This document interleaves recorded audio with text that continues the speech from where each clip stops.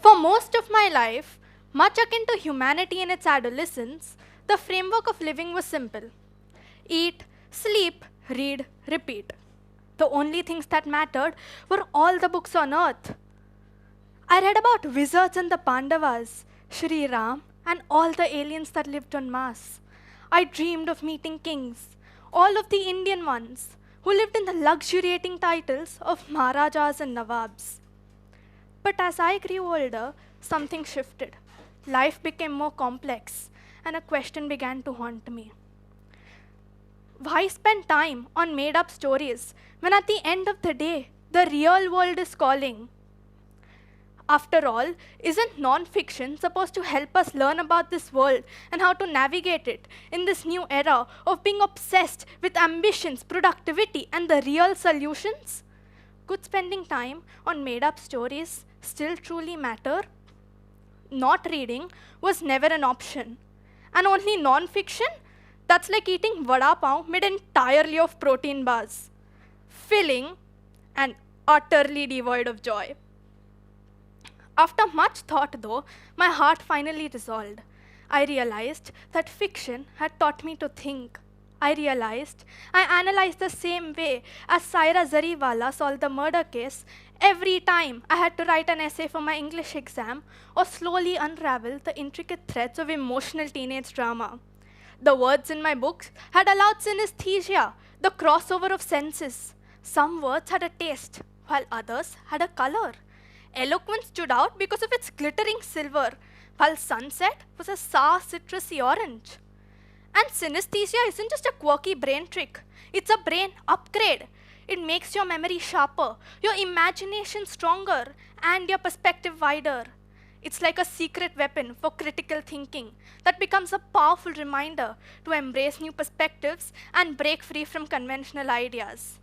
What I realized is, fiction isn't an escape. It's a lens. It doesn't distract us from the world, it helps us see it more clearly. When I think of the most powerful lesson I've learned from the pages of my novels, one word comes to mind: empathy. Stories have opened my mind to its power, showing me that the world isn't black and white, but filled with shades of grey, and within that complexity lies truth, waiting to be discovered. Empathy is the quiet force that pushes back against the noise of self-importance, offering clarity and peace amidst life's chaos. In many ways, empathy feels like the human form of mind reading, a way to understand and connect others beyond words. It's like emotional Wi-Fi that, even though a little unstable at times, helps us stay close and connected to the ones we love the most. I discovered this power firsthand when I started reading Harry Potter and the Philosopher's Stone. At first, I felt indifferent. It seemed like just another overhyped fantasy novel. But as the story unfolded, I found myself deeply drawn into Harry's world. The moving staircases of Hogwarts, the intensity of Quidditch matches, and Harry in the face of Voldemort felt more than just scenes on a page. They felt personal. Harry's struggles mirrored my own, and his victories felt like mine. By the end, it wasn't just a tale of wizards, but a journey of bravery, belonging, and growing up. As I read, I found myself gradually narrowing my focus entirely on the story. This process, known as narrative immersion, is more than just getting lost in a book. It reduces distractions around us, allowing our minds to reflect deeply. It improves our ability to engage with content on a much more profound level, cutting through the external noise that typically occupies our attention. Albert Einstein once said, "If you want your children to be intelligent, read them fairy tales. If you want them to be more intelligent, read them more fairy tales." This is because when we read, we open the door to understanding, the language, the metaphors, and the deeper layer of our own personal narrative. We often look to the past for simpler times when communities were tight-knit. But perhaps what we're truly longing for is a better understanding of the world that we live in today. It's crucial that we step out of our own echo chambers, make an attempt to understand others in this ever-changing landscape. It's a pity mainstream technology pays such little attention to emotions. Oftentimes, experts and analysts are so busy with data and metrics, they seem to forget about things that are difficult to measure and perhaps impossible to cluster under statistical models.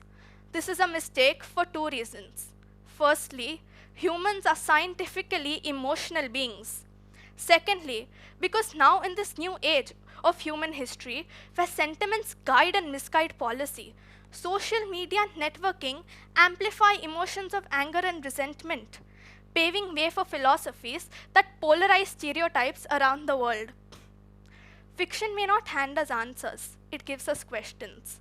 It may not shake the world like an earthquake, but it certainly helps us question the ground that we stand on. If Isaac Newton had dismissed his wild ideas as mere fantasy, we'd still be waiting for gravity to make sense.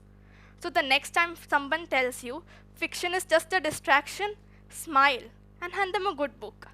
Because in a world that often feels divided, fiction reminds us of one powerful truth. We're all part of the same story. Fiction may not solve our problems, but it gives us the courage, empathy, and imagination to try. And isn't that where real change begins? Thank you.